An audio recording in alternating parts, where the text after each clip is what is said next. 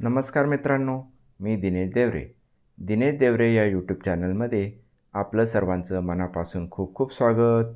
नवीन शैक्षणिक व्हिडिओमध्ये आज आपण इयत्ता 4थी आपल्या सभोवतालचे जग भाग 1 यामधील पाठ क्रमांक 2 आपले शरीर या पाठावर आधारित संपूर्ण स्वाध्याय अगदी सोप्या भाषेमध्ये समजून घेणार आहोत. चला तर मित्रांनो, सुरू करूया आजचा व्हिडिओ. व्हिडिओ निर्मिती दिनेश देवरे. उजळणी करूया. अ जोड्या जुळवा.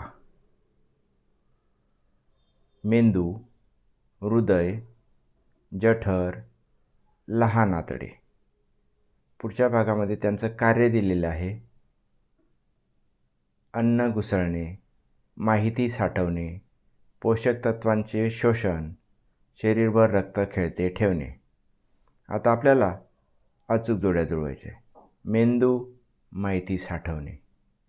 हृदय, शरीरभर रक्त खेळते ठेवणे.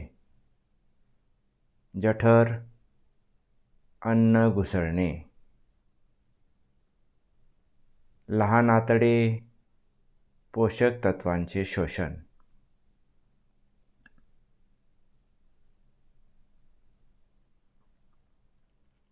आ खालील प्रश्नांची उत्तरे एका वाक्यात लिहा.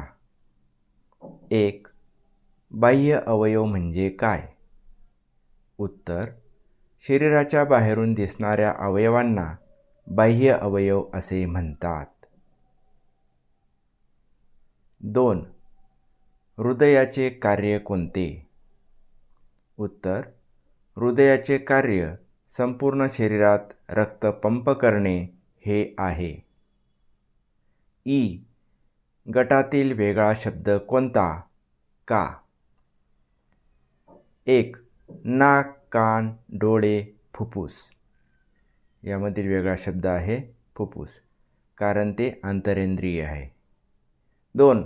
हृदय, फुफ्फुस, यकृत, डोळे. यातील वेगळा शब्द आहे डोळे, कारण डोळे हा बाह्य इंद्रियात येतो. 3. हात, पाय, डोळे, जठर.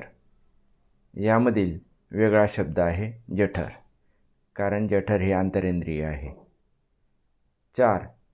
कान, अन्ननलिका, लहान आतडे, मोठे आतडे. यामुळे वेगळा शब्द आहे कान, कारण कान हा बाह्य अवयव आहे.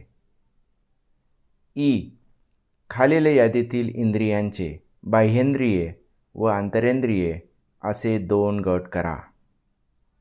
यादी दिलेली आहे, त्यामधून आपण बाह्येंद्रिय निवडले. नाक, डोळे, जीभ, कान, त्वचा.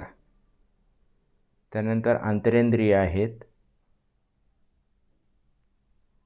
मेंदू, जठर, हृदय, मोठे आतडे, लहान आतडे, यकृत, मलाशय, अन्ननलिका, गुदद्वार.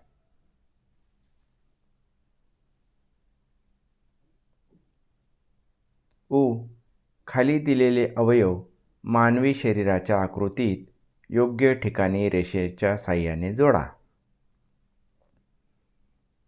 आता या ठिकाणी आपल्याला एक मानवी आकृती दिलेली आहे आणि अवयव देखील दाखवलेले आहेत. तर पहिल्यांदा हृदय. बघा, हे हृदय कुठे असतं? छातीच्या भागात. मेंदू डोक्याच्या कवटीत. जठर पोटात. फुफ्फुस छातीच्या भागात.